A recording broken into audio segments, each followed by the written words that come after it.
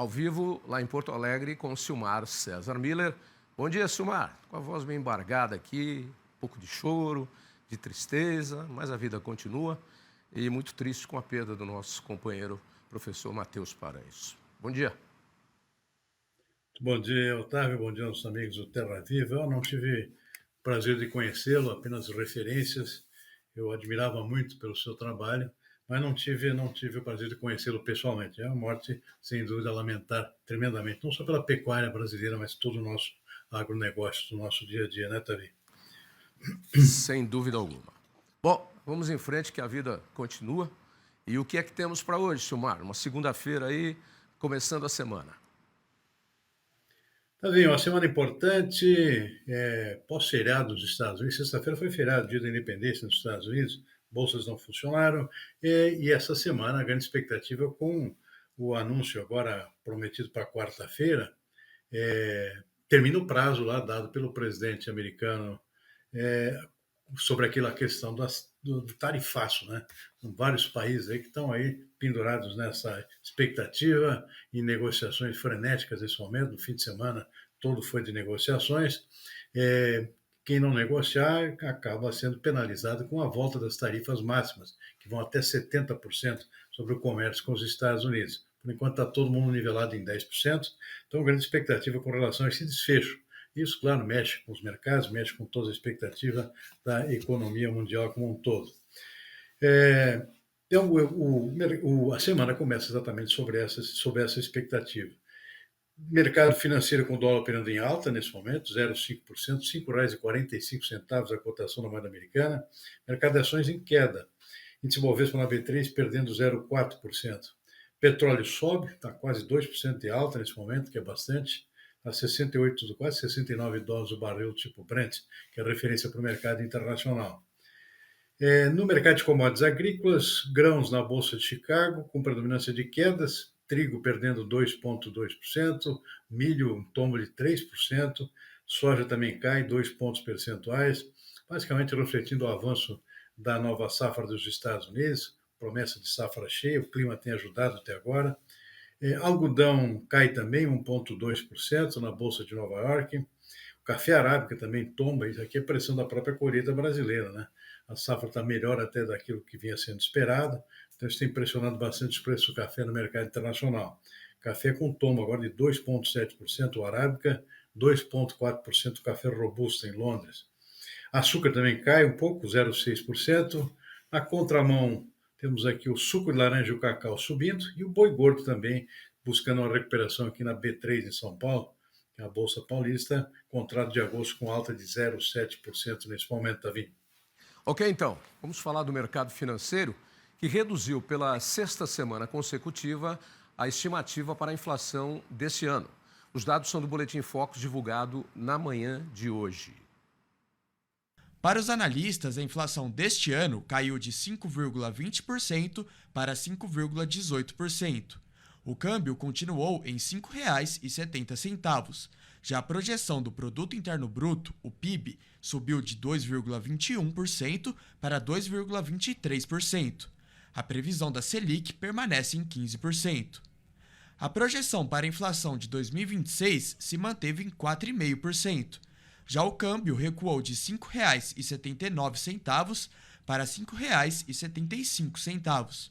A expectativa do PIB para o ano que vem também caiu de 1,87% para 1,86%, e a Selic permanece em 12,5%. É isso, Mar. Novos números do mercado financeiro já agora nesse começo de segundo semestre. Como é que você vê, analisa? Para o final do ano, todas as segundas tem essa consulta dos analistas do mercado financeiro, no Boletim Focus do Banco Central. O pessoal continua otimista com relação ao declínio progressivo da tendência da inflação, tendência para o final do ano em 5,18 agora, 5,20, uma semana atrás, já a sexta, se não me engano, queda consecutiva nessa expectativa. Por enquanto, expectativa, né? Mas de qualquer forma, tudo se encaminha para esse desfecho. Enquanto isso, o pessoal acha que até por conta disso, aliás, um PIB, o crescimento da economia é um pouco melhor do que vinha sendo esperado até a semana passada, 2,23% agora para esse ano. um dado positivo até de certa forma surpreende um pouco, e com essa taxa de juros, que aliás se mantém a expectativa, também no Boletim Foco, que é uma taxa de juros fechando o ano a 15%, que é uma loucura, uma taxa extremamente alta, mas mesmo assim, mesmo inibindo novos investimentos, tem alguns fatores que permitem aqui uma sequência de comportamento positivo dos índices econômicos até o final do ano. Então a expectativa fechou o ano a 2,23%. O que está contribuindo para isso? Entre outros fatores, a queda do dólar. O Boletim Fox mantém aqui uma expectativa de um ano fechar a 5,70, mas a gente viu que o dólar está até abaixo disso. Nesse momento está 5,45.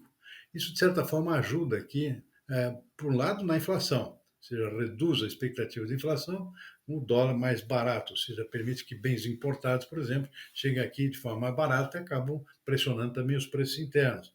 Então, isso é um fator aqui que acaba ajudando também nesse comportamento um pouco mais positivo, tanto de expectativa de queda da inflação, quanto de expectativa de continuidade de um crescimento razoável da economia, menos que no ano passado, mas de qualquer forma, 2,23% não é de jogar fora, Tavinho.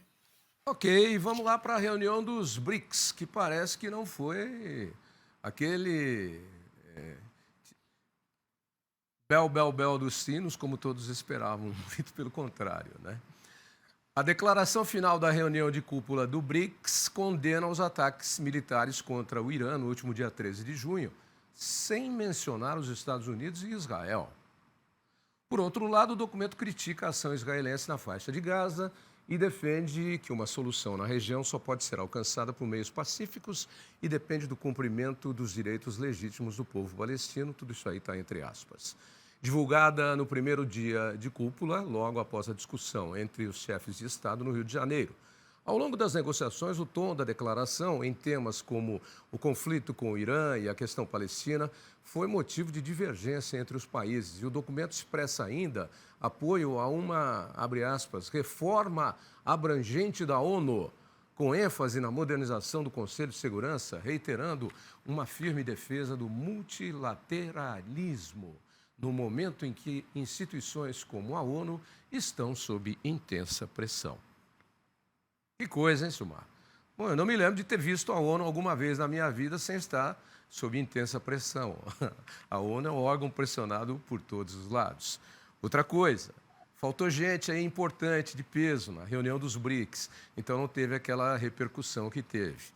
Daí critica os ataques militares ao Irã sem mencionar os Estados Unidos e Israel. Ao que eu saiba, e o mundo inteiro sabe, apenas os Estados Unidos e Israel atacaram o Irã. Portanto, está implícito, se você condena, que você está criticando as duas potências, Israel e Estados Unidos. E mais ainda, né? Pede reformulação da ONU, quer se meter na ordem política e econômica mundial. Eu acho que está além da medida do que os BRICS podem e devem fazer e qual é o seu papel na economia mundial e de importância relevante em relação às economias dos seus próprios países. Está se metendo em coisa que não tem que se meter. Estou errado, Silmar? Olha, Tavinho, tem que ponderar o seguinte, né? O BRICS mudou, né? Antes era um conjunto de 5 países, mais ou menos vinham se entendendo, realizaram coisas importantes, criaram um banco próprio, ou seja, havia uma certa sintonia no grupo, que é o grupo original, né? O grupo original, Brasil, China, Rússia, esqueci o outro agora, e África do Sul, etc. Ou seja, havia uma certa sintonia nesse grupo original. Depois, com a expansão recente, aí, começaram a surgir dissidências, né? Divergências de opinião, de pontos de vista. Então, isso acabou embaralhando um pouquinho esse comunicado aqui, essa declaração final aí do encontro, que, aliás, continua hoje, né? Tem ainda discussões em andamento. Mas esse manifesto aqui, digamos assim, do grupo, que agora inclui nações com opiniões e posições totalmente divergentes do grupo original, inclusive é o caso do próprio Irã, né? Ou seja, tem gente nova no grupo e aí é mais difícil a conciliação. Então foi aquele pisar de ovos, aí, pisar em ovos, né? E acabaram fazendo uma declaração que passa por cima das coisas mais importantes que estão acontecendo no mundo atualmente. Começa por também não terem mencionado diretamente a questão do tarifaço do presidente americano Donald Trump, e toda a sua política aí, que afeta direitos humanos, né, expulsão de imigrantes, tudo isso ficou para trás, para não incomodar também a economia, os Estados Unidos, a maior economia do mundo. Passando por cima também da questão do Irã, o Irã agora faz parte do grupo, então foi quem mais resistiu a qualquer tipo de declaração que envolvesse alguma questão delicada lá, envolvendo o relacionamento com Israel, por exemplo, e com o próprio Estados Unidos. Então, se passou por cima do assunto, para todos os efeitos, não houve nada de extraordinário com o Irã. Ou seja, se passou por cima também a ideia do bombardeio americano contra instalações nucleares do Irã. E também acabaram, como a Rússia faz parte do grupo, a Ucrânia ficou abandonada no espaço lá, né? Ou seja, nada contra a invasão da Ucrânia. A Ucrânia foi invadida literalmente pela Rússia, ela é realmente a vítima dessa coisa toda. Simplesmente se passou por cima, nem sequer se mencionou isso aí. Por quê? Porque a Rússia faz parte do grupo. E, em suma, vai ser muito difícil conciliação nesse grupo, as declarações acabam sendo algo sem sentido, sem efeito prático nenhum, ao fim e ao cabo, né, também. O original era BRIC, depois ficou BRICS, que era Brasil, Rússia, Índia, China, e aí entrou a África do Sul, South Africa. E aí ficou BRICS. Agora virou um balaio de gato, como você falou, e eu também comentei aqui. O Putin não pensa o que pensa o Xi Jinping. O Xi Jinping não pensa o que pensa o governo indiano. E vai por aí afora. Então, portanto, essa divergência. E entrando aí em assuntos que, na minha curta avaliação e breve, não deveria entrar, deveria cuidar de outras coisas. Mas o Trump está aqui, e é manchete do UOL agora. Ameaça taxa extra a países que se alinharem a políticas do BRICS. Então, o Trump, apesar de estar negociando aí com todo mundo, não quer que o BRICS seja uma ameaça à sua potencialização da economia mundial, que é o que a economia americana tem. Então, o Trump já deu o alerta, está aqui na manchete do UOL. O fato é que o BRICS realmente cresceu em importância, em influência, né, com mais países, já era importante anteriormente, inclusive e principalmente por conta da China, né, que é o grande pedra no sapato dos Estados Unidos. Então, a China aqui também aumentou sua influência com a agregação de mais países a esse grupo originalmente fundado pela participação da própria China, né? Então, isso incomoda realmente os Estados Unidos. Por isso que ele quer ameaça aqui, inclusive, porque isso também ameaça o próprio plano dele, né? De voltar a ser economia dominante, aquele negócio todo. Não tem mais condições de fazer isso aí, até porque o BRICS cresceu muito, realmente agora passa a ser cada vez mais importante, tem banco próprio, quer criar uma moeda própria, inclusive, se incomoda bastante o presidente americano, tem ali sobre o seu tacão ali a influência internacional do dólar, né? Sempre foi a moeda dominante. Então há ameaças aqui, especialmente por conta dessa participação da China nesse grupo, né? Não é o caso do Brasil aqui, é realmente a China que incomoda aí, porque a China realmente domina o grupo como a principal economia desse conjunto cada vez maior de países. E vai entrar mais gente ainda, né? Ou seja, começa a ser realmente uma realidade nova na economia e na geopolítica global, essa expansão do BRICS aí, queiramos ou não. Mas tem que chegar num consenso, tem que ter uma política comum, né? Porque está muito defasado hoje sobre diversos aspectos. Mas isso me faz lembrar, por exemplo, quando a União Europeia criou o euro, países como Portugal e Espanha, a Grécia depois entrou em falência lá e derrubou todo mundo. Mas a Grécia foi má gestão de dinheiro. Mas Portugal e Espanha, que eram países que estavam relativamente atrasados em relação a outros países, deram um up na sua economia, em logística, em uma série de coisas, graças a uma unificação e uma política única em função do euro. Então, eu acho que tem força agora, mas tem muita disparidade. Precisa sentar na mesa e falar, olha, isso é ponto comum, isso é ponto comum, isso não é, isso não é. Isso aqui a gente pode discutir. É como deve ser feito, né, Silmar? Está muito no início ainda, né? Essas divergências são normais nesse período, até porque a expansão do grupo é recente e continua acontecendo ainda. Então, as divergências vão aumentar ao invés de diminuir. Então, o consenso fica cada vez mais complicado. O presidente Lula aqui queria uma declaração bem diferente do que essa que acabou saindo, né? Mas teve que convergir aqui para pontos de vista conflitantes aqui com outros membros, inclusive, principalmente, esse caso do Irã e também da Rússia, né?